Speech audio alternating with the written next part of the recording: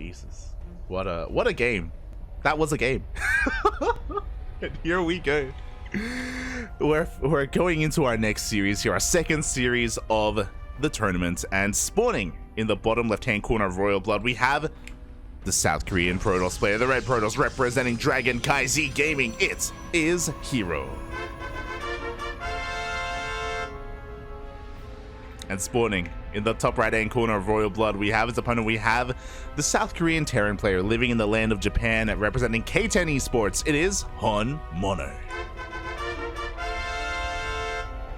See in the chat, I'm pouring one out for Moku. Pour one out, Bobby. I didn't even get to mention it. I've been there before. I'm sure people in the chat have been there before. You're in a 46-minute game where you're like, honestly, you're ahead. You're doing like some good things. You're killing your opponent, but they just turtle up. They slowly take the rest of the map and they win. And you know, pour one out for Moku. He needs our support right now. He needs therapy after that game. I wanna hug him. The poor man, the poor soul. I don't want anyone to be subjugated to the macro of HonMonO. Not like this. Not like this. Feels bad, man. Feels bad. GG. But we are in our next game. We're here in our next series, and we're gonna be seeing something very different. So, the turtle macro style of HonMonO is reserved for TVZ. We're very familiar here with HonMonO on the channel, and HonMonO, he usually only plays like that against Zerg players. Against Protoss, HonMonO, like 80% of the time, 2 base all-ins. He is a very aggressive and very cheesy player against Protoss. And unlike against Zerg, this hasn't changed over time. I don't know the last time I've seen a HonMonO game where he doesn't pull the boys against Protoss. So I'm curious to see how HonMonO will approach herO. herO's coming in as the clear favorite. herO is the favorite not just against HonMonO. herO is the favorite for the entire tournament, to be honest. He's the best Protoss in Korea. He's one of the best Protoss in the world. He's up there alongside MaxPax as top 2. You can make an argument for who's number 1 and who's number 2 depending on the day, depending on the week. But regardless, herO is one of the best players in the world, period. And he is looking to be quite aggressive here. He's going for a Twilight Council opener. No Stargate, you'd love to see it. No Phoenix Colossus on the horizon. Behind this, a little bit of miscontrol. The Adept is entering the main base, and we get eyes on everything that's going on. HonMonO is going for a 3 racks off of 2 base. Now, the Adept doesn't make it behind the minerals or behind the main base here of his opponent. He's being zoned away, but he does get eyes on the NG Bay, and that's already a bit of a tell. It looks like the Adept cancels the shade, slips in, and sees the 2nd and the 3rd racks. So now herO knows exactly what he is up against. A very good scout here out of our Protoss player. Now, upon seeing the 3 racks, again, it's going to be a very committed bio push. herO should be very active with his first couple of Stalkers, and the goal here is to force a stim and to chip away at the Marine Army as it moves out across the map. herO is going to be looking to be very active here, and once again, oh my god, he shades in for a 2nd time. Now, there are different variations of 3 racks. There are more Marine-heavy compositions. We can see here Marauder production has already commenced, so this is going to be a more Marauder-heavy composition, and I do appreciate this. This kind of solves a bit of an issue of the 3 racks in that now with Marauders, we're going to have a better time against gateway units, specifically Stalkers. We're going to be able to shut them down. I imagine behind this, we may even go into Concussive Shell once Stim is done. But herO is taking this very seriously. Upon seeing the aggression of his opponent, we are commencing Immortal production.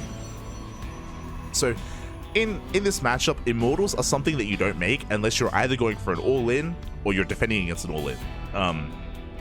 Immortals, they don't really scale too well into the later stages of the game. This just tells to us that herO is being very safe here, respecting his opponent quite a bit by investing here into Immortals, into more Warpins. The Adepts do confirm the move out, and they also confirm the Marauders as well. Handful of Stalkers are moving out across the map. The first Adept makes it into the main base. Ooh, a couple of SCVs are going to get picked off. Ooh, 2 SCVs in total. We can see here the Stalker is picking up whatever they can. 1 Marine does fall. Every unit counts here at this stage of the game. And it's only two Stalkers, but you know, herO, he is getting value with it. Setting up shield battery here at his third base. Working on a prism. This was a 3-gate Blink Stalker opening from herO, so a little bit more economic. And honMonO backs off. Ooh, oh my, okay. honMonO, interesting choice. I like this. I appreciate this from honMonO. So because he got scattered, because hero's being active on the map, he's respecting his opponent. He's like, this isn't gonna work. This stim timing that he was going for is not going to work. He backs off and he works towards a third base. He is actually going for a longer game. He's transitioning into the mid game. So I do think this is a good thing for honMonO. I think he probably would have failed his push if he tried to force the issue and try and push into herO. But because the push didn't show up, hero's like, okay, well, I got these immortals. I gotta do something with them. Let's just move out across the map. You know, if my opponent isn't gonna be aggressive, it's time for me to be aggressive instead. So we see herO moving out across the map. We have the prism to reinforce as best we can. Because it's a 3-racks, there are no tanks. Without any tanks, this defensive position is looking very vulnerable. Sold force fields, the bunker goes down, no repair. Marauders getting picked off one after the other. The target firing. Oh my god. And we can see suddenly momentum has shifted very heavily here in favor of herO. Once again, force fields are thrown down. The army is being cut in half. And we get an immortal, but only an immortal. Everything's going to be cleaned up here. honMonO barely has anything left. GG gets called. And herO will take game number 1. In a very convincing fashion. Very solid play there out of herO. Respecting his opponent's 3-racks a lot and preparing for it. And once his opponent decided to back off from the 3-racks, well, we saw that herO was able to take full advantage of that and punish the downsides of a 3-racks. You know, again, very late factory production or even starport production, no tanks, no widow mines. Yeah, trying to go for a third base like that was not the initial intent of honMonO's builds, and transitioning into that can be a really awkward thing to do. So very nicely done here. Very nicely done by our Korean Protoss. And welcome back, everyone. Welcome back to another week, another edition of the Korean StarCraft League, week number 16. I'm, of course, your host, Live VIP. And with me, I'm joined by my lovely, a beautiful duck, and my plushies. Oh, hello, welcome, everyone. Welcome. And you may be curious as to why we're casting KSL at such an hour in the middle of the week. And the answer for that is we were actually casting this live a couple of days ago. KSL is usually broadcasted on Saturdays. Saturdays here in Australia. I think Friday nights in America. I want to say around then. Yeah, Friday night in America. And we were casting this live. And unfortunately, at the time, my internet was not very stable. We broadcasted like an hour-long ZVT between honMonO and Moku, and it was quite something. It was pretty intense. It definitely left an impression on a lot of people. I recommend watching honMonO versus Moku. It was something. it was a little bit heartbreaking as well. But my internet cut out after that series, and then it came back, and then it cut out mid-series between herO and honMonO. Then it cut out, then it came back, then it cut out again mid-series in the next series after this. And after that, I was like, I don't know what's happening, but I don't want to be like a nuisance to the players. I don't want to be a hindrance. I don't want to be a problem.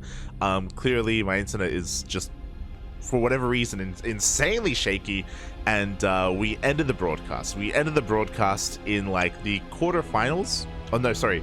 We were starting the semifinals when we cut the broadcast. And it was heartbreaking, you know. Like, I usually don't have internet issues like this. Like, I've had periods. I mean, there was that infamous period like a month or so ago, 2 months ago now, where I didn't have internet for an entire week.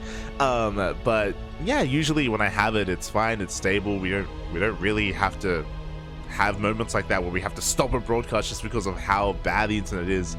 But for whatever reason, it was that way on Saturday, and as a result, we weren't able to cast KSL. We weren't able to broadcast the rest of it, which was a bit of a shame, which is a little bit heartbreaking. But that's why we're here. That's why we are here a couple of days later when we have some time to cast. We've been casting every day since then, ever since then, with no issues when it comes to the internet, and we now have some time to ourselves to go over those replays and to catch up on what we missed out on, because I want to see what happened. I want to experience what happened in the KSL. Of course, KSL 17 is in a couple of days. Again, it's on the weekend, so I wanted to make sure we were able to broadcast this while we had time. So again, as a reminder, this is a replay cast, so if you were maybe watching live on a different channel like Steadfast or Chicken Man or Dave Testa, then you probably would have already seen these games. I do suggest that you do not spoil things in the chat, because we'll be looking to time out or even ban, depending on what you do. So yeah, for others though, it may just be your first time. Same with myself, like without internet, I didn't get to watch the games myself. I don't know what happened. I haven't been refraining myself from looking at any kind of spoilers. !B will link you to the Wikipedia page, so if you want to, you can have a look at the page.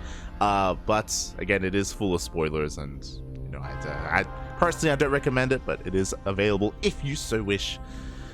As we are getting ready to dive into our first series. Now, this is going to be a little bit different, because we already technically we already casted game 1 between herO and honMonO. We already casted game 1. It was on Babylon.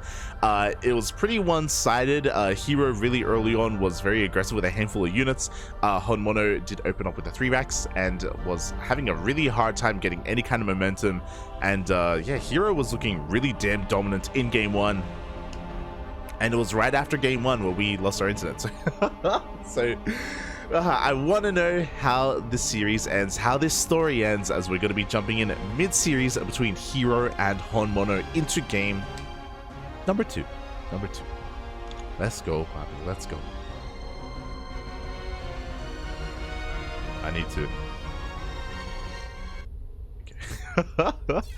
I need to set up the music, Poppy. Set up the music.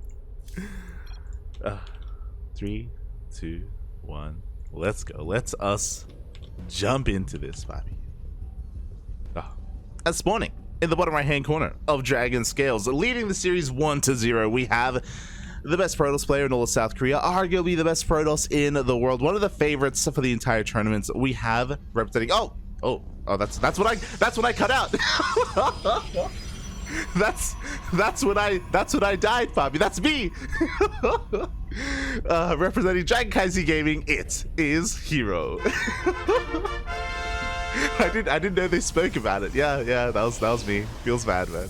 And spawning in the top left-hand corner of Dragon Scales, we have the Japanese Terran player, or sorry, the South Korean Terran living in the land of Japan, representing K10 Esports. It is honMonO.